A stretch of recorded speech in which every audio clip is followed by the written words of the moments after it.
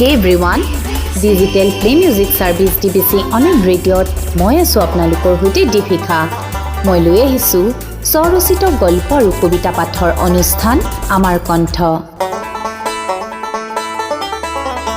প্ৰত্যেকৰ জীৱনতেই হয়তো এনে এখন পৃষ্ঠা থাকে যিখনৰ আখৰবোৰ আনে শুনাকৈ পঢ়িব নোৱাৰি হয় শ্ৰোতাসকল আজি তেনেকুৱা এখন জীৱন পৃষ্ঠাই আপোনালোকৰ ওচৰলৈ আগবঢ়াবলৈ লৈছো বিভূতি কুমাৰ শৰ্মাৰ গল্প সূৰ্যাস্তৰত আবেলিৰ ৰং গল্পটি পাঠ কৰিব লৈছে স্বপ্নাদি নাথে আহকচোন আমি সকলোৱে একেলগে উপভোগ কৰোঁ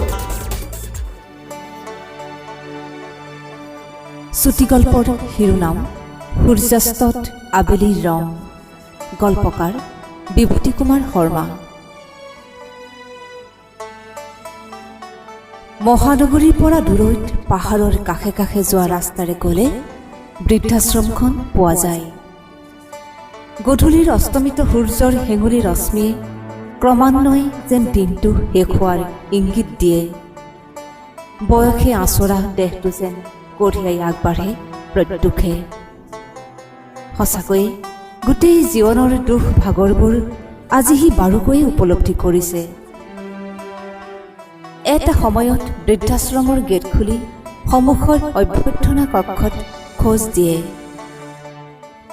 এগৰাকী মহিলাৰ পৰিচয় বিচৰাৰ লগতে বৃদ্ধাশ্ৰমত নিজেও থকাৰ বাবে কৰিবলগীয়া নিয়ম আৰু নিয়মিতভাৱে জমা দিবলগীয়া ধনৰ পৰিমাণ জানিবলৈ তদাৰকত থকা এগৰাকী কম বয়সীয়া মহিলাৰ কাষ চাপে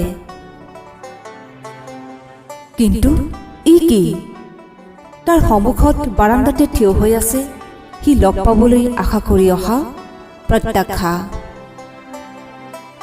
তুমি ইয়াত থকা বুলি শুনিছিলোঁ লগ পোৱাৰ হেঁপাহ আছিল লগতে ময়ো মোৰ শেষ আশ্ৰয়স্থল এইখনেই হোৱাটো বিচাৰোঁ প্ৰত্যক্ষে নীৰৱে তাৰ মুখলৈ চাই থকা ষাঠিৰুদ্ধৰ মহিলাগৰাকীৰ ফালে চাই ক'লে বয়সৰ চাপ পৰিলেও সুগৰ্হী মহিলাগৰাকীয়ে এসময়ৰ সৌন্দৰ্যৰ চাপ এতিয়াও যেন মুখখনত লৈ আছে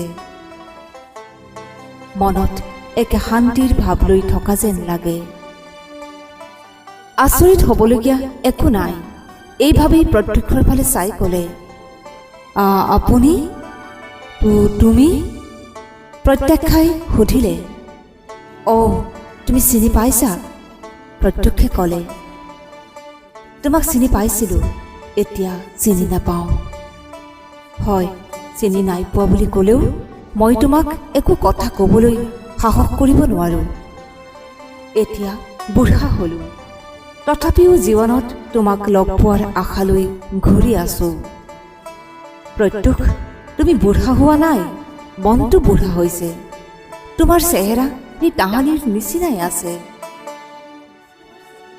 নিস্বাত্মিকা মনোভাৱে মোক গ্ৰাস কৰিলে মই পাপ কৰিলোঁ মোক ক্ষমা নকৰোঁ বুলি ক'লেও মই একো কৰিব নোৱাৰোঁ পৰিণীতা মোৰ জীৱনলৈ আহিল আমাৰ যুগ্ম জীৱনৰ সাক্ষী প্ৰজ্বলিতা প্ৰত্যুষ অকণমান ৰ'ল দুই বাহিৰতে কথা পাতি থকা দেখি এজনী ছোৱালী আহি প্ৰত্যাখ্যাক ক'লে আইতা আপোনালোকে সৌ পাৰ্কতে বহক আজি ডাক্তৰ ছাৰো আহিব বুলি কৈছে মই আপোনালোকৰ বাবে চাহ লৈ আনিছোঁ প্ৰত্যক্ষে ছোৱালীজনীৰ ফালে চাই প্ৰত্যাখ্যাক সুধিলে কোন এই ছোৱালীজনী বৃদ্ধাশ্ৰমতে কাম কৰে প্ৰত্যক্ষাই কয় আৰু ডাক্তৰ ছাৰ প্ৰত্যক্ষে সোধে তেওঁৱেই বৃদ্ধাশ্ৰমৰ মালিক ঠিক আছে ব'লা আমি মুকলিতে বহি কথা পাতোঁ তাৰপিছত বৃদ্ধাশ্ৰমত থকাৰ নিয়মখিনিৰ কথা পাতিম মোৰ ছোৱালী প্ৰজ্বলিতাও আহি পাব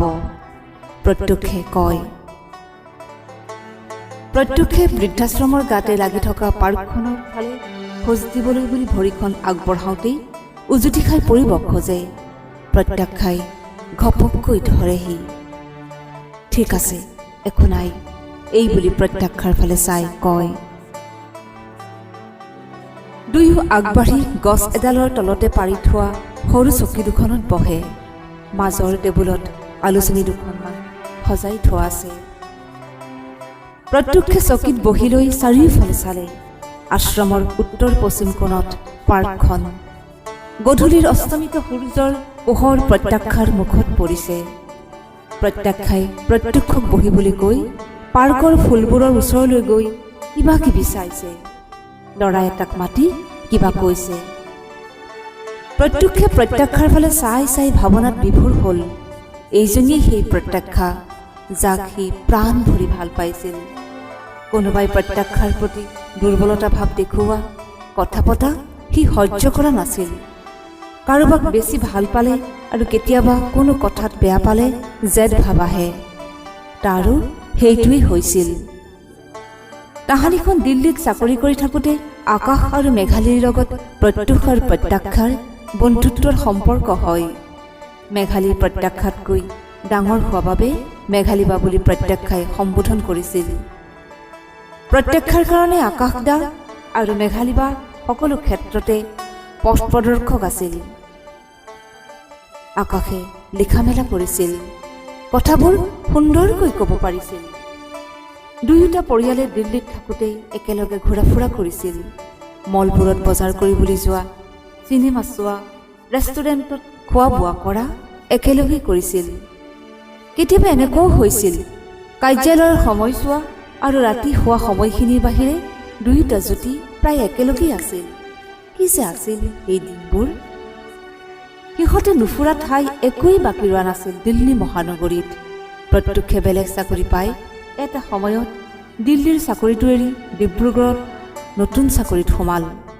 দুয়োটা পৰিয়ালৰ এৰা এৰি হ'ল। যোগাযোগৰ মাধ্যম হিচাপে থাকিল মোবাইলটো, হোৱাটছএপ, ফেচবুক ইত্যাদি। নতুন চাকৰিত যোগদান কৰাৰ পিছত প্ৰত্যক্ষৰ ব্যস্ততা বাঢ়িল। কাৰ্যালয়ৰ বিভিন্ন কামত ব্যস্ত থকাৰ উপৰিও প্ৰায়ে গধূলি সময়ত বিষয়াৰ অৱসৰ বিনোদন কেন্দ্ৰত তাচপাত খেলা, আড্ডা জমাই সময় কিছু অতিবাহিত কৰিছিল। কথা পাতি ভাল পোৱা প্ৰত্যাখ্যাই অকলশৰীয়াকৈ থকা সময়ছোৱাত মোবাইলত বিভিন্ন বন্ধু বান্ধৱীৰ লগত বাৰ্তালাপ কৰিছিল। কেতিয়াবা আঢ়ৈ বছৰীয়া প্ৰীতমক লৈ ইঘৰ সিঘৰলৈ গৈ কথা পাতিছিল।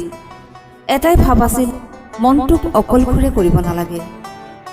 এইটোৱেই তাই কাল হৈছিল। মোবাইলত বিভিন্নজনৰ লগত কথা পাতি থকাৰ মাজতেই বিশেষ এজনৰ লগত কথা পতাটো নভবাকৈয়ে বেছি হৈছিল। কেতিয়াবা ফেচবুকতো ব্যস্ত নথকা নহয়। প্ৰত্যক্ষে প্ৰত্যাখ্যাৰ কোমল আৰু পবিত্ৰ মনটো বুজোতে ভুল হ'ল। সিয়েই ভয়ানক ৰূপ ল'লে। কাহানিখন একে কৰ্মস্থানত থকা প্ৰত্যক্ষৰ বন্ধু আকাশৰ লগত মোবাইলত কথা পতাটো প্ৰত্যাখ্যাৰ নভবাকৈ বেছি হৈছিল। আকাশৰ পত্নীয়ে বয়সত সৰু প্ৰত্যাখ্যাক ভনীয়েকৰ নিচিনাকৈ মৰম কৰিছিল, ভালো পাইছিল। আকাশ আৰু মেঘালীৰ জুতিটোক প্ৰত্যাখ্যাই খুব ভাল পাইছিল। আকাশদাৰ কথাবোৰ ভাল লাগিছিল। আকাশে প্ৰত্যাখ্যাক কৈছিল, প্ৰত্যাখ্যা, তোমাৰ নামটো খুবেই অৰ্থপূৰ্ণ, যিটোৱে জীৱনত আশাৰ সঞ্চাৰ কৰে। প্ৰত্যুষ আৰু প্ৰত্যাখ্যা দুয়োটাই অৰ্থব্যঞ্জক। মেঘালীয়ে কথা চহকী প্ৰত্যাখ্যাক কেতিয়াবা কয়, তুমি মোতকৈ আকাশৰ লগতে কথা পাতি ভাল পাবা। আকাশে বৰ ধুনীয়াকৈ কথাবোৰ কয়, মোকতো কথাৰেই ফুচুলালে। ফুচুলালে নে পতালে? প্ৰত্যাখ্যাই সোধে। যি ভাবা, মেঘালীয়ে কয়। মেঘালীক আকাশে ধুনীয়া কথাকৈ পতালে আৰু মোক এইজনীয়ে কথাৰে মোহিনীবান মাৰি ঘাইল কৰি কাবু কৰিলে, প্ৰত্যক্ষে কৈছিল। সেই প্ৰত্যাখ্যাই আকাশৰ লগত কৰ্মস্থান সলনি হোৱাত মোবাইলত কথা পাতিছিল। আকাশে কৈছিল, প্ৰত্যক্ষৰ ব্যস্ততাত তুমি অকলশৰীয়া অনুভৱ কৰিলেই আমালৈ মনত পেলাবা আৰু হাতত মোবাইল তুলি ল'বা।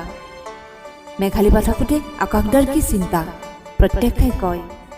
প্ৰত্যক্ষাই নতুন ঠাইলৈ আকাশদা আৰু মেঘালীৰ লগত কথা পতাৰ লগতে সিহঁতৰ ল'ৰা ছোৱালীহালৰ খবৰ সুধিছিল। আকাশদা, আপুনি এতিয়াও কবিতা লিখেনে? প্ৰত্যক্ষাই কথাৰ মাজতে সোধে। মেঘৰ আঁৰে আঁৰে থাকি লিখোঁ, মাত্ৰ মেঘে তৰ্জন গৰ্জন কৰিলে লিখাটো তল পৰে। মেঘ মানে মেঘালীৰ কথাকে গৈ ধেমালি সুৰত আকাশে কয়। আকাশ দাও যে আৰু মেঘালী নাথাকিলেও আকাশদাৰ লগত প্ৰত্যক্ষাই কথা পাতে। কেতিয়াবা কথা চহকে প্ৰত্যক্ষাই আকাশ কাৰ্যালয়ত থাকিলেও কথা পাতে। আকাশে ব্যস্ততাৰ মাজতো প্ৰত্যক্ষাক নিৰাশ নকৰে। মেঘালী বিভিন্ন সামাজিক কামত লাগি থকা বাবে মোবাইলত আকাশকে পায়। সময়বোৰৰ হিচাপ নৰখাকৈয়ে দিনবোৰ আগবাঢ়ে। আকাশ আৰু প্ৰত্যাশাৰ কথা পতাটোৱে এটা সময়ত পাৰ ভাঙে। পাৰ ভঙা উৎসাহটো ভাল নহয়, অঘটন ঘটায়। ইজনে সিজনৰ লগত কথা পাতি ভাল লগাৰ কাৰণেই ক্ৰমান্বয়ে ফোন কৰাটো বেছি হয়। কোনো নাৰীয়ে পুৰুষৰ কথা বতৰা ভাল পালেও কথা বতৰাই সীমা অতিক্ৰম কৰিব পাৰে। আকাশ আৰু প্ৰত্যাশাৰ ফোনত হোৱা মাত্ৰাধিক্য কথা বতৰাই তৃতীয় ব্যক্তিক ভবাই তুলিছিল। প্ৰত্যক্ষে সন্দেহ কৰিবলৈ আৰম্ভ কৰে। এটা সময়ত প্ৰত্যক্ষে প্ৰত্যাশাৰ মোবাইলৰ কল লিষ্ট উলিয়াই সোধে, এইবোৰ কি? মানে আপুনি কি ক'ব বিচাৰিছে? প্ৰত্যাশাই প্ৰত্যক্ষক বয়সত যথেষ্ট সৰুৰ বাবে মাজে সময়ে আপুনি সম্বোধন কৰে। মানেতো একেবাৰে স্পষ্ট, তোমাৰ আৰু আকাশৰ মাজত এইবোৰ কি চলি আছে? মইতো একো বেয়া কথা পতা নাই। মিঠা মিঠা কথা বতৰাবোৰেতো অন্য ৰূপ ল'ব পাৰে। সেইটো মই ভাল বুলিম কেলৈ? প্ৰত্যক্ষে খঙেৰে কয়। কোনোবাই কিবা ক'লে নেকি? প্ৰত্যাশাই সোধে। কোনোৱে একো ক'ব নালাগে। আকাশ আৰু মেঘালী আমাৰ ইয়ালৈ ফুৰিবলৈ আহোঁতেও তুমি প্ৰায় আকাশৰ ফালে ঢাল খাই গৈছিলা। মেঘালীয়ে মন কৰা যেন লাগিছিল। প্ৰত্যক্ষে কয়। তেন্তে মেঘালী বাই কিবা ক'লে নেকি বাৰু? প্ৰত্যাশাই ভয়ে ভয়ে সোধে। মই তোমাৰ প্ৰশ্নৰ উত্তৰ দি থাকিব নোৱাৰোঁ, সি কয়। বেয়াকৈ ভাবিলে সকলোবোৰ বেয়া হয়। আকাশদা আৰু মেঘালীবাৰ মাজৰ সম্পৰ্কত কোনেও ফাট পেলাব নোৱাৰে। মইতো একোৱেই নহয়, প্ৰত্যাশাই কয়। মই তোমাৰ পৰা দীঘলীয়া ভাষণ শুনিব নোখোজোঁ, এতিয়া মোবাইলটো দিয়া, প্ৰত্যক্ষে কয়। তাকেইনো নকয় কিয়? এই বুলি প্ৰত্যাশাই প্ৰত্যক্ষলৈ মোবাইলটো আগবঢ়াই দিয়ে। প্ৰত্যক্ষে প্ৰত্যাশাৰ পৰা মোবাইলটো থাপ মাৰি কাঢ়ি আনি তাৰ জোৰেৰে দলিয়াই দিয়ে। ভাঙি চূৰ্ণ বিচূৰ্ণ হোৱা মোবাইলটো চাই প্ৰত্যক্ষে কয়, চাওঁচোন আজিৰ পৰা কেনেকৈ কথা পাতা। ময়ো মেঘালীক তোমালোকৰ সম্পৰ্ক গঢ়িবলৈ যোৱা কথাটো ক'লোঁ। মেঘালী বাই কি ক'লে পিছে? তোমাৰ মেঘালী বাই কি ক'ব আৰু? বিতুষ্ট হোৱাৰ নিচিনাকৈ কয়। প্ৰত্যাশাই কেলেনো ইমান কথা পাতে, য'ত সন্দেহে খোপনি পোতে?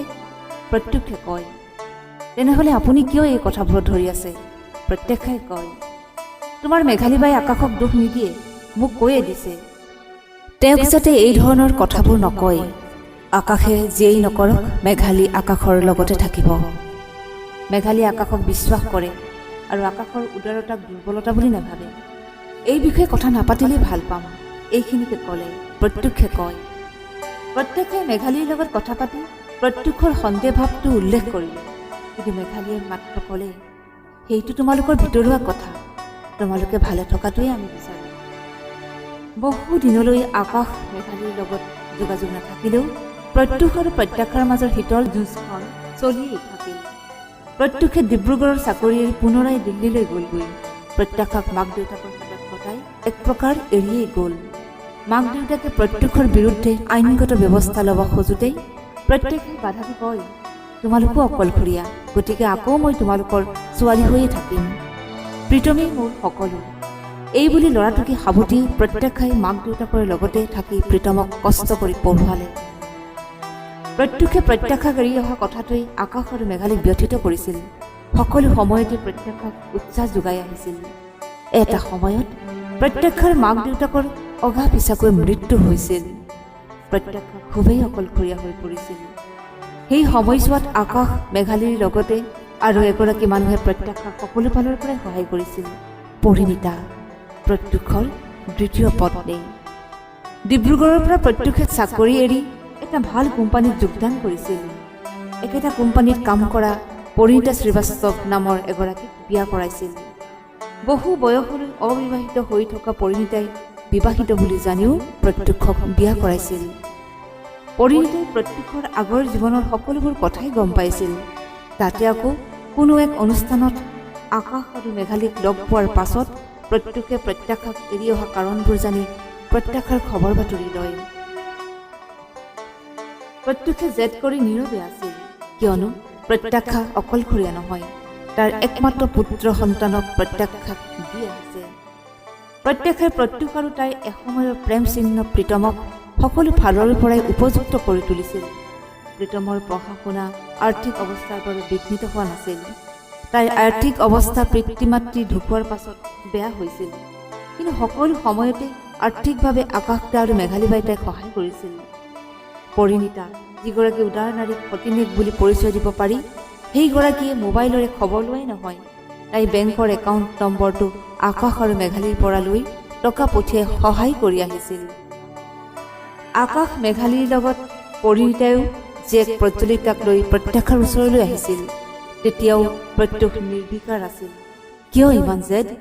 গোটেই জীৱনটোৱেই সলনি হৈ গ'ল। প্ৰত্যুষৰ দ্বিতীয় বিবাহ, কিন্তু প্ৰত্যাশাই প্ৰত্যুষৰ স্মৃতিলৈয়ে থাকিল। প্ৰত্যুষে প্ৰত্যাশাক খুব ভাল পাইছিল আৰু কোনোবাই প্ৰত্যাশাৰ ফালে বেয়া দৃষ্টি দিয়াটো তাৰ বাবে অসহ্যকৰ আছিল।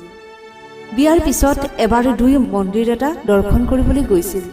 শিৰত সেন্দুৰ, কপালত ফোঁট লোৱা প্ৰত্যাশাক গুলপীয়া শাৰীৰে সুন্দৰ দেখা গৈছিল। শুদ্ধ বগা পিঠি, পেট ওলাই থকা প্ৰত্যাশাৰ উজ্জ্বল মুখখনি চাই প্ৰত্যুষে কৈছিল, তোমাৰ ফালে মানুহবোৰে ইমানকৈ কেলৈ চাই থাকে? প্ৰত্যুষে কৈছিল, মইনো কেনেকৈ জানিম?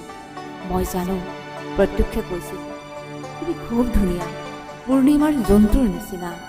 প্ৰত্যুষে কৈছিল, ধেত, বিয়াৰ পিছত তুমি মোক ভালকৈয়ে পাইছা, আকৌ তুমি মোকেই চোৱা যে?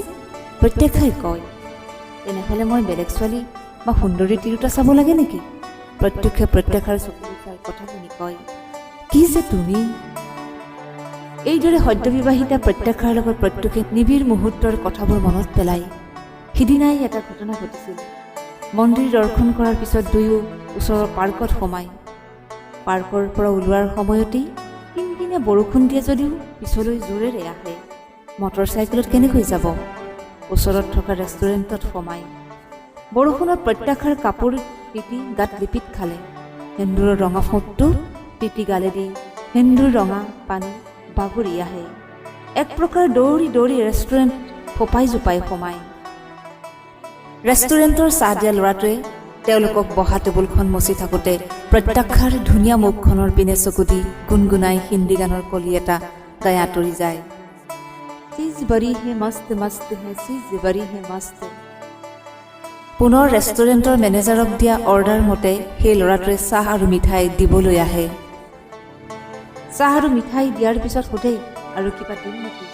প্ৰত্যুষে খঙত দাঁত কৰচি তালৈ চাই ক'লে, আমাক একো নালাগে, তোকহে দিম। কাক চিজ বুলি কৈছিলি? এইবোৰ গান গাবলৈ ঠাই বিচাৰি নাপাওঁ। এইবুলি তাক এপাত চৰ সোধায়। চৰত তাৰ ওঁঠ তেজ ওলায়। প্ৰত্যাশাই এই কাৰ্যত আচৰিত হয়। প্ৰত্যাশাই এবাৰ নিজৰ গাৰ ফালে চাই প্ৰত্যুষ আৰু ল'ৰাটোৰ ফালে চাই সোধে, কিয় তাক মাৰিছা? প্ৰত্যুষে তাৰ ফালে চাই কৈছিল, দেখা নাই তোমাৰ ফালে চাই কি গান গাই গৈছিল? ইতিমধ্যে ল'ৰাটোৰ ওঁঠ ফাটি তেজ ওলোৱা দেখি প্ৰত্যাশাৰ বেয়া লাগিছিল আৰু প্ৰত্যুষক কৈছিল, সি গানহে গাইছিল, মোক উদ্দেশ্যি নেগাবও পাৰে, আৰু গালেই যেনিবা, মইতো একো ভবা নাই। ইমান দেৰি গোটেই ঘটনা প্ৰত্যক্ষ কৰি থকা মেনেজাৰেও ল'ৰাটোক ধমকি লগাই এটা ঢকা মাৰি ক'লে, তোক গান গাবলৈ ৰাখিছোঁ নে চাহ দিবলৈ ৰাখিছোঁ? কাষ্টমাৰৰ অভিযোগ পালে কিন্তু তোক কামত নাৰাখোঁ। প্ৰত্যক্ষাই প্ৰত্যুষক ক'লে, বৰষুণ কমিলে, এতিয়া যাওঁ ব'লা। মেনেজাৰক উদ্দেশ্যিও ক'লে, ল'ৰাটোৱে গানহে গাইছে, তাক নামাৰিব আৰু কামৰ পৰাও খেদাই নিদিব। আকৌ চাহ খাবলৈ আহিলে তাক যাতে দেখা পাওঁ। এইবুলি প্ৰত্যুষক আঁতৰাই আনিছিল। এইজনীয়ে প্ৰত্যাশা। তাই জানিছিল প্ৰত্যুষে তাইক ভাল পাই কাৰণেই এই অদ্ভুত আচৰণ কৰিছিল। অন্য কথা একো নাই। কোনোবাই প্ৰত্যাশাৰ ফালে বেয়া দৃষ্টি দিয়া বুলি সন্দেহ কৰিয়েই এই ধৰণৰ ব্যৱহাৰ কৰে। প্ৰত্যুষে গছৰ তলৰ চকীখনত বহি অতীতৰ স্মৃতি ৰোমন্থনত বিভোৰ হৈ থাকোঁতেই প্ৰত্যাশাই এখোজ দুখোজকৈ তাৰ ফালে আহে। অস্তমিত সূৰ্যৰ পোহৰ প্ৰত্যাশাৰ খোজৰ লগে লগে লহিয়াবলৈ ল'লে। প্ৰত্যাশাৰ ফালে চাই আহিবলৈ ধৰা বৃদ্ধাশ্ৰমৰ জীৱন নিৰ্বাহৰ কথা ভাবিবলৈ ল'লে। আজি প্ৰত্যুষৰ যি জোঁৱাইও আহিব। যি জোঁৱাইৰ লগত প্ৰত্যুষে থাকিব নিবিচাৰে। পৰিণীতাই যিজনীক উপযুক্ত সংস্কাৰ দি থৈছে, দেউতাকৰ মনোভাৱ বুজিয়েই এইখন বৃদ্ধাশ্ৰম বাছি লৈছে। সত্যেনকো কৈছে, দেউতা মহানগৰীত আমাৰ ওচৰতে থাকিব। প্ৰত্যাশা ওচৰ পাওঁতে প্ৰত্যুষে ক'লে, প্ৰজ্বলিতা আৰু জোঁৱাই অকণমান পাছত পাবহি, মোৰ ইয়াত থকাৰ বন্দবস্ত কৰি যাব। আকাশ ঢুকোৱাৰ পাছত মেঘালী পুতেক বোৱাৰীকৰ লগত হায়দৰাবাদত থাকে, জীয়েক থাকে কানাডাত। মেঘালীয়ে মাজে মাজে যি জোঁৱাৰীৰ লগতো থাকেগৈ। প্ৰত্যুষ পৰিণীতা ঢুকোৱাৰ পাছত দিল্লীত থাকিব নিবিচাৰিলে, কিয়নো যি জোঁৱাইৰ কৰ্মস্থলী হ'ল গুৱাহাটীত। মৃত্যুৰ আগে আগে সি প্ৰত্যাশাক লগ পাব বিচাৰিছিল। লগো পালে। এতিয়া একেখন বৃদ্ধাশ্ৰমত দুয়ো থাকিব। ভগৱানে যেন প্ৰত্যুষক পাপৰ পৰাহে মুক্তি দিলে। প্ৰত্যেকে ভাৱনাত বিভোৰ হৈ তাইৰ ফালে একান্ত মনে চাই থকা প্ৰত্যুষক তাহানিৰ ৰূপত দেখা পালে। তাই ক'লে, এতিয়া প্ৰীতম আহিব, লগতে বোৱাৰীও। প্ৰত্যুষে ক'লে, মোৰ ল'ৰাই মোক ক্ষমা কৰিব জানো? সি মোক ঘৃণা কৰে বুলি শুনিছিলোঁ, কিন্তু পুত্ৰ বোৱাৰীক দেখা পালে মই শান্তি পাম, মোক আৰু একো নালাগে। প্ৰত্যেকে কম বয়সীয়া ছোৱালীজনীক মাতিলে। তাই প্ৰত্যেকৰ ওচৰ চাপি সুধিলে, কওক আইতা, নিৰ্মালী, তুমি এখেতক মতা মানুহ থকা আৱাসগৃহকেইটাৰ মোৰ কোঠাটোৰ পূবফালে থকাৰ ব্যৱস্থা কৰি দিয়া। মই ডাক্তৰ ছাৰ আহিলে কথা পাতিম। প্ৰত্যেকে নিৰ্দেশ দিয়াৰ নিচিনাকৈ ক'লে। এটা সময়ত কেইবাখনো গাড়ী বৃদ্ধাশ্ৰমৰ প্ৰৱেশ দুৱাৰৰ ওচৰ পালে। গাড়ীৰ দুৱাৰ খোলা আৰু বন্ধ কৰাৰ শব্দ। দুজনী ছোৱালী গাড়ীৰ পৰা নামিল, বোধ হয় পৰিচাৰিকা। প্ৰকাণ্ড দুডাল মালা আনি বৃদ্ধাশ্ৰমৰ কাৰ্যালয়ত থলে। প্ৰত্যেকে দেখিলে পু বোৱাৰীয়ে খুব উৎফুল্লিত হৈ প্ৰত্যেকৰ ফালে আগুৱাই আহিছে। উপায়ুক্তৰ নামফলক থকা চৰকাৰী বাহনৰ পৰা এজন নামি আহিছে, লগত এগৰাকী কম বয়সীয়া মহিলা।